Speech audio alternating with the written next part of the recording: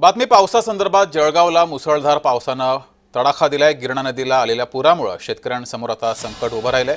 पुरामध्ये 30 शेतकऱ्यांची 100 एकर जमीन शेती आणि या शेतामध्ये पाणी शिरलंय, रस्ता वाहून गेलाय। त्यामुळे तयार माल बाजारात नेण्याच्या खर्चामध्ये अनेक पटीनं वाढ झाली आहे। रस्त्याच्या समस्येमुळे शेतकऱ्यांना दुहेरी फटका बसलाय। यावर प्रशासनानं तातडीनं उपाययोजना करावी अशी मागणी शेतकऱ्यांनी केली आहे। इथला आढावा घेतलाय आमचे प्रतिनिधी जुगल पाटील यांनी। पाहूया।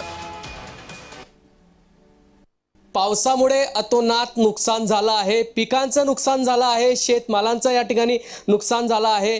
जर विचार केला तर हा गिरणा नाईचा परिसर आहे। गिरणा नदीला या ठिकाणी दुथडी भरून गिरणा नदी वाहत आहे। मात्र जर विचार केला तर हा आव्हानातील शेत शिवार आहे। आव्हाना परिसरामध्ये जवळपास 3 किलोमीटरचा रस्ता हा शेताचा वाहून गेल्यामुळे शेतकरी राजा मोठ्या अडचणीत सापडलेला आहे। कारण काढणीला आलेला जो माल आहे हा माल बाजारापर्यंत घेऊन जाण्यासाठी रस्ताच उपलब्ध नसल्यामुळे शेतकऱ्यांच्या अडचणीत पुन्हा या ठिकाणी वाढ झालेली आहे। काय सांगणार, काय नेमक्या अडचणीत? आमच्या अडचणी एवढ्या आहे साहेब, आता आमचा माल हा तयार झालेला आहे।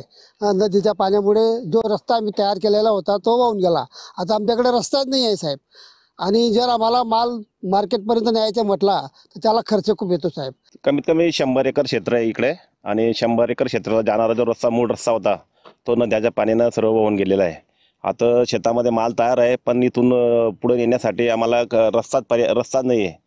त्या हिशोबानं आम्ही सर्व आता माल पुढे न्यायचं म्हटलं तर सर्व डोक्यावर न्यायचं आहे, वाहून न्यायचं आहे। जेवढे मजुरी लागणार आहे तेवढं माल उत्पन्न सुद्धा येणार नाही आहे।